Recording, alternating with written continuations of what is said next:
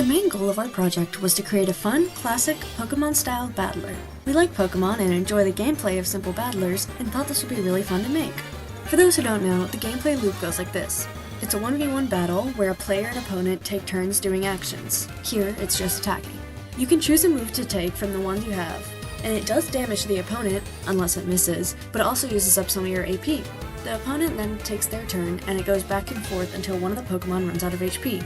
Also, if your Pokemon runs out of AP, all of its attacks will miss from then on. It's straightforward, but still involves a lot of variety and chance. Our project consists of 5 main files: controller.py, move.py, model.py, pokemon.py, view.py, and pygame.py.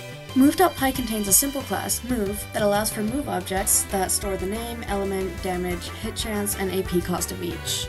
Pokemon.py contains the Pokemon class, which stores the Pokemon's data and contains several functions. The overarching class has a list of 17 moves, initialized as move types. The moves vary in type, and Pokemon receive 4 of them at random from a pool of the type that matches them and the normal type moves. Pokemon objects contain lots of data, such as their species, element, max HP, max AP, current AP, X position, Y position, sprite, and whether or not they're user controlled. The functions include take action, which tries using an attack on the opposing Pokemon and returns a boolean of whether or not it hit, and then take damage, which reduces HP by a given amount, use AP, which reduces AP by a given amount, and several getters for HP, AP, moves, and category.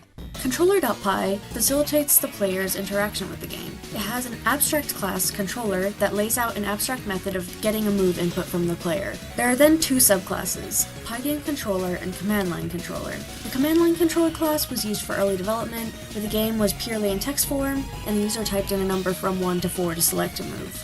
The Pygame Controller class gets input using the built-in Pygame buttons, so that the player can select a move by clicking on the corresponding button in the display.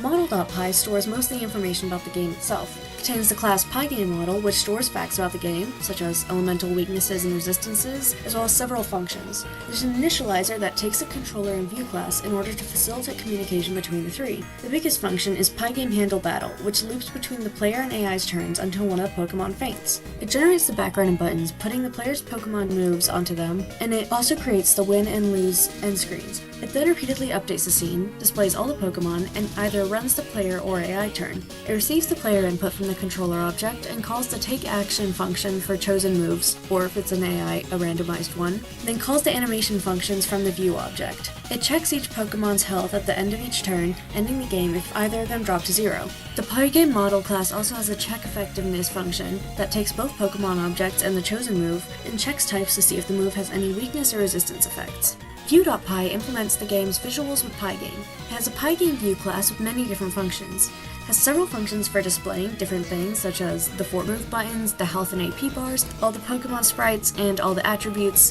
The draw all function condenses some of these, drawing the background and then calling display bars and display all Pokemon. There are also several functions for animations.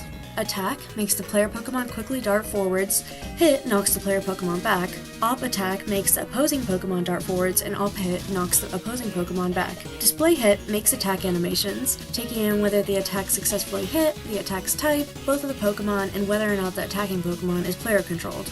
Based on the attack's type, it sets the sprite to a matching one. Depending on whether it's a player or AI Pokemon, it calls the corresponding attack animation, and then if it is successful, animates the attack sprite moving towards the opponent Pokemon, and then the opponent's hit animation. There are also several functions for text display in the terminal, such as the attack used, whether it hit successfully, and if it was super or not very effective.